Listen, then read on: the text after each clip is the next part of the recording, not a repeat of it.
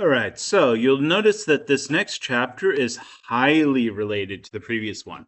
Remember how I kept talking about weak electrolytes and all the examples I kept using were acids, weren't they? Because they're the most common weak electrolyte examples. There are other ones that are not acids, but they're less common, okay? And you wouldn't see them as much in your daily lives. So this right here is going to be your acids, your bases, and your buffers in your body. Now, the buffers are probably one of the most important parts to understand when you're talking about physiology. Has anybody ever heard of buffers before? No? Nobody buys fancy beauty products? No? Okay.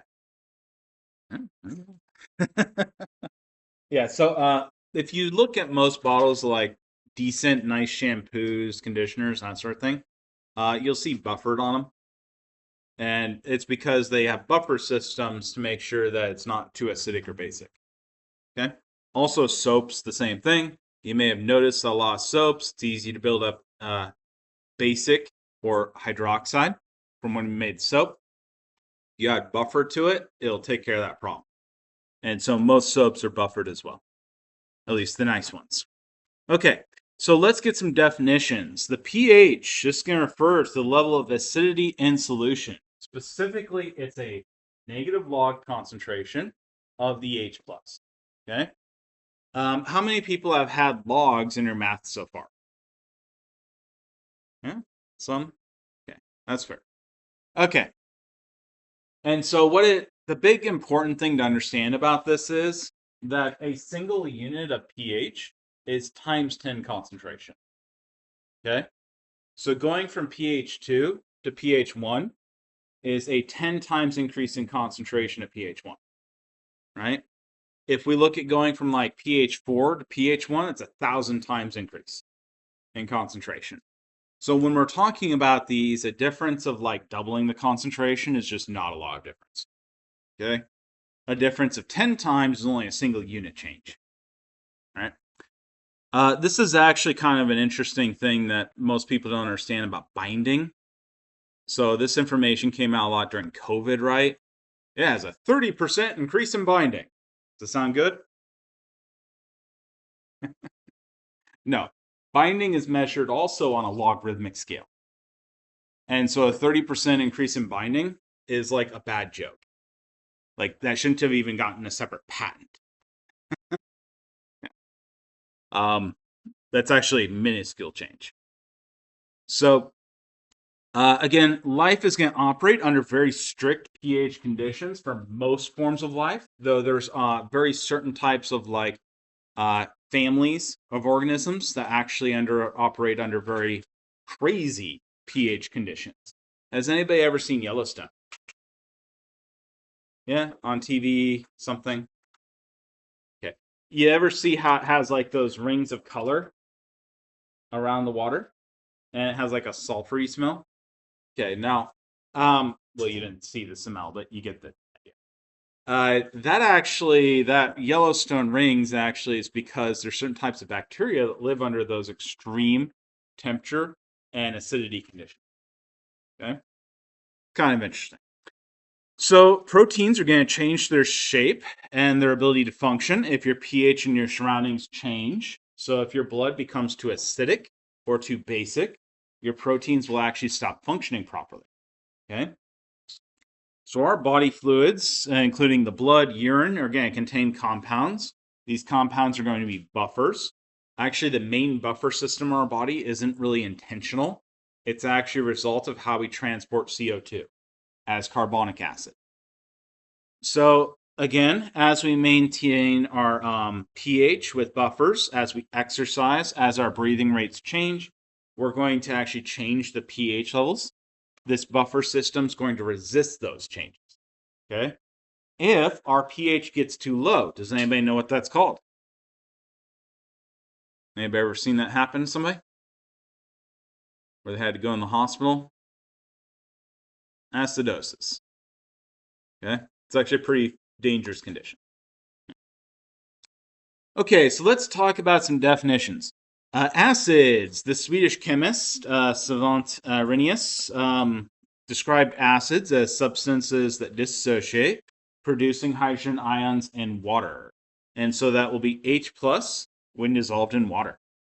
The presence of the hydrogen ions, the H plus, is what gives their acids the sour taste. It's also lets acids corrode some metals. Not every single metal. Some metals are resistant to corrosion by acids, like copper is pretty resistant. In the early 20th century, Bronsted and Lowry, actually working independently, expanded that definition of acids with very similar definitions that were functionally the exact same thing, and have been compiled into this, which is the Bronsted-Lowry definition. And so this is going to be acids or compounds that donate a protein. So instead of dissociating H plus in water, they're going to donate a protein. Does not matter if it's in water or not. Okay? It's an expanded definition. So a proton is going to be a subatomic particle, and that's actually the same thing as saying H plus as an ion, right? So hydrogen atoms contain one proton and one electron normally. If you have a hydrogen ion, then it's only going to have one proton, right? And so hydrogen atom has lost electrons. Again, that is going to be functionally a proton. It's the exact same thing. When we're in aqueous solutions, we'll have a partially negative charge on our oxygen atoms, and this is going to be strongly attracted to that positive charge of the proton. And so what we'll see is in water, we don't actually have H+. Water will actually react with the H+, and that's going to give us what's called the hydronium ion. Anybody remember that hydronium ion from the table of polyatomics that we're supposed to memorize? That was one of the two polyatomic cations, wasn't it? Hydronium ion. So you'll want to understand the hydronium ion because I'm going to be using these interchangeably. So when I say H+, when we're in water, what are we actually talking about? Hydronium ion, aren't we? Okay? H+ in water is always hydronium ion because the water is always going to react with it. Okay? And that is H3O+ for the formula. Okay, so let's define bases. So according to the Arrhenius definition, a base is going to be ionic compounds that dissolve in water, dissociate to form a metal ion, and a hydroxide ion. Most Arrhenius bases are going to be formed from group 1A and 2A metals because they tend to dissociate very easily as hydroxides. And so that's going to be the majority of bases that you'll ever see for the Arrhenius definition of a base. Hydroxide bases are characterized by a bitter taste and a slippery feel. If anybody touched their soap and it was slippery, that was because you still had some sodium hydroxide that hadn't reacted. Okay? And so that was actually turning you into soap. That's why they have a slippery feel. All right. So the Bronsted-Lowry definition of a base, this is actually going to mirror the acid definition. And so a base is going to be something that accepts a proton. Acid donates a proton, base accepts a proton in the Bronsted-Lowry definition. Note that there's quite a few other Bronsted-Lowry bases. For example, ammonia is a Bronsted-Lowry base. Okay? You know, like Windex? Yeah, that's what makes that basic. It's a Bronsted-Lowry base. So acids and bases are going to be both present in aqueous solutions. The water can act as an acid or base, either one. It's amphiprotic, both an acid and a base. And so what you'll see is if you mix HCl with water, we'll get hydronium ion and chloride ion. And so HCl is an acid. Water is going to be our base here. This right here is our products, right? Okay. Now again, notice the definitions work for both ways this way. So HCl disassociates H+ in water, doesn't it? So it's a Arrhenius acid. It also donates an H+, doesn't it? And so it's a Bronsted-Lowry acid as well. Okay. H2O actually works for both definitions, interestingly enough. And so it's going to, again, H2O is going to be your base here. Okay, so let's look at ammonia here. So ammonia here is going to be a Bronsted-Lowry base. Okay, it's going to accept an H plus from water, which is going to act as a Bronsted-Lowry acid.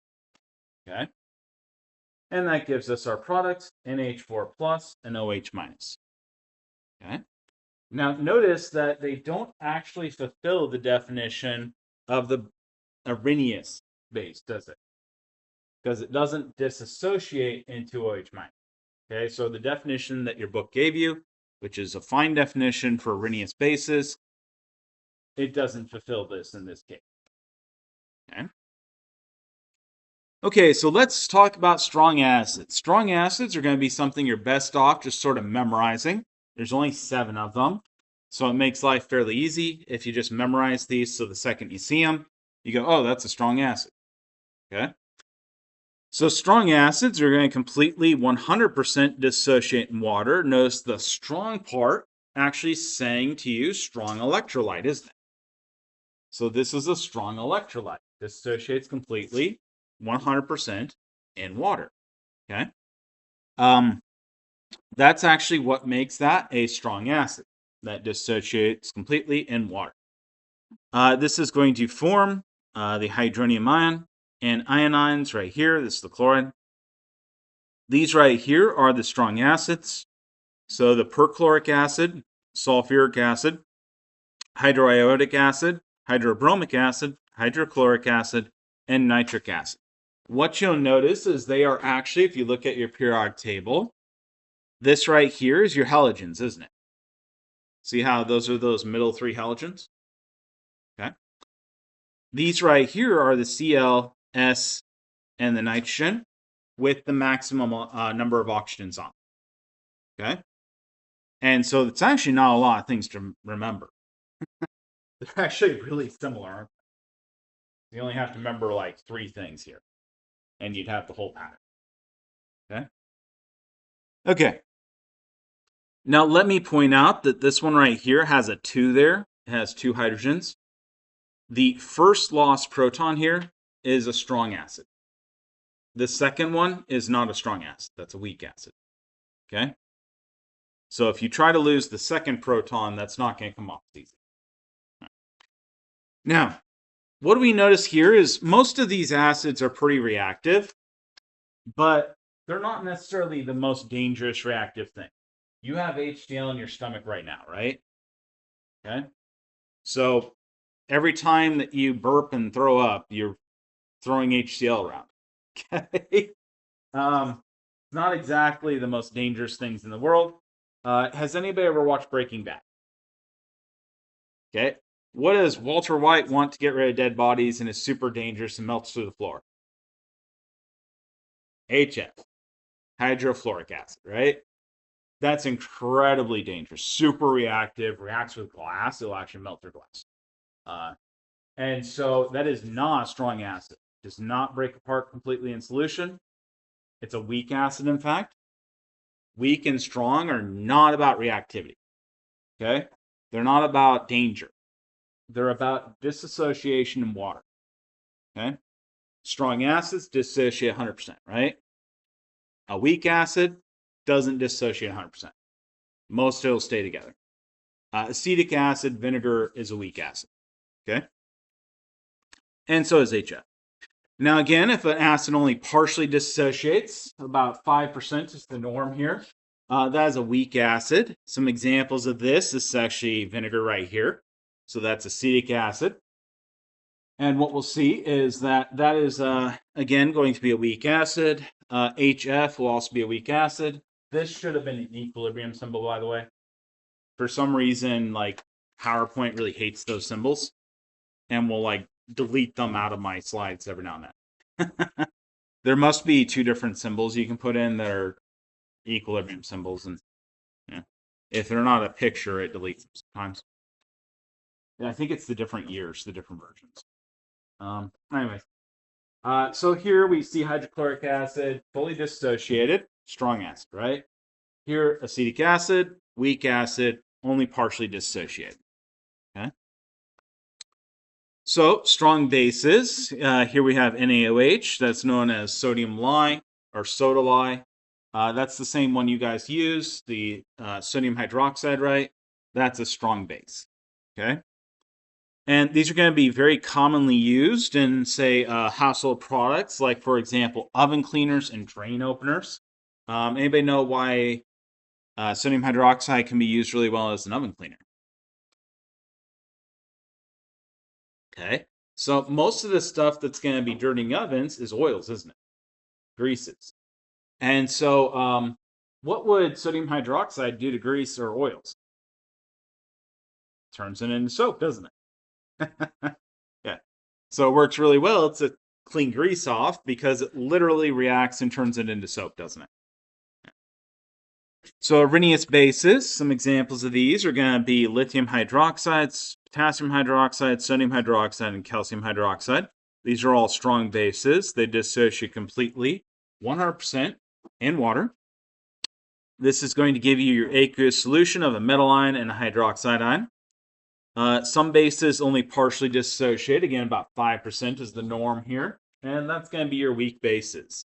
So many of the common weak bases are going to have ammonia somewhere in them. Okay? So for example, the ammonia cleaner in Windex, that's a weak base. Okay? But other examples are, has anybody ever heard of DNA before? So the DNA has what that connect inside of it? The ATGC. Weak bases, right? They're literally referred to as bases, aren't they? And those are the ammonias that cause those to be basic. Okay? And that's a Bronsted-Lowry definition for your weak bases. So if we're going to name our acids, the name of any acid formed in water is going to be related to the anion's name when the proton is donated to it. So for example, the anion would be named ide. For example, chloride. Okay? Fluoride. So the acid name would then be hydro because it has a hydrogen attached. So this would be like HCl, right? And then it's going to be the anion name without the iodine. So chloride would be chlor, right? Okay. And then we'll put ic acid. Think of this as too tangy, ic. Okay. Or, acids taste ic. And so this is going to be hydrochloric acid, isn't it? Hydrofluoric acid. Hydroiodic acid. Okay. All right. So what if it ends as an 8? So if we had something like chlorate, which is the Cl4, if we had something like our sulfate, which is the SO4, that's going to have the anion name. We remove the 8 and we put ic acid. So sulfuric acid. Sulfate, sulfuric acid. Okay. If we have the lower number of oxygens of that, remember the sulfite had one less oxygen. That's the SO3. That's going to go to sulfurous acid. Okay. We remove the ite and rename it with us. Okay. And so remember, if you have the 8, you ate it all up because it has the extra oxygens. It's going to be ick. Now I'm sick. Okay. If you had the ite, I only took a bite. You can share with us. Okay. Us. Acid. All right. Does anybody have any questions on that so far? Fantastic. Let's talk a bit about neutralizations. What happens when a strong acid and strong base are mixed? So because they both completely dissociate as ions into water, what you're going to see is the metal ion, cation, and the non-metal anion are going to form salts. Okay? And so we'll always end up with a salt. The other part of that is the hydronium and hydroxide ions are going to react. H plus OH minus is going to give you water. Okay, H2O. And so whenever you mix the strong acids and strong bases, they're going to give you acid and water and salt. Man, I need water before I come in here. One of the things you have to remember, though, this process is going to be highly exothermic. Okay, So it's really, really going to warm that container fast. This is actually true for just taking the acids and bases that are high concentration and diluting them. They'll also be quite exothermic, but this neutralization reaction for strong acids and bases is going to be very exothermic. Okay. So you need to mix these carefully and mix them into water usually first. The metal cations and the anions are going to remain in solution. If you were to boil that water off, for example, you would recover the salt. But remember, they're going to typically stay in solution, stay dissolved. Okay? If it's a strong acid, strong base, they're very soluble. Okay? All right, so this is called neutralization again. And so that's a strong acid with a strong base neutralizing. We get water and salt. And again, that's neutralization because the base is going to neutralize each other and they're going to form water, which is neutral, right? Neither acidic or basic, or it is both acidic and basic. Okay? It is the milligram. So again, this is that reaction for a strong acid and a strong base, and we can actually see the salt, literally table salt in this case, and water. All right, so these are the steps of this. So if we're going to complete a neutralization reaction, the first thing we want to do is form our products. These products are always going to be a salt, so a metal with a non-metal, right? And we're going to have water for the other product. Our salts produced must be a neutral ionic compound. We can never have something that has more positive or negative charge. And so, for example, if we had magnesium 2 plus with chloride, that would have to be MgCl2, right? So we would neutralize the charge. We're going to then balance the chemical equation. This can be done by adding coefficients in front of the product or reactant compounds where appropriate, so we get an overall balanced equation. Antacids, we'll start on this next time, actually. We'll call that a day, so you can be salivating at the thought of antacids. Yes, I went there. I made a bad one. Oh, have a great one. Okay, have a great day.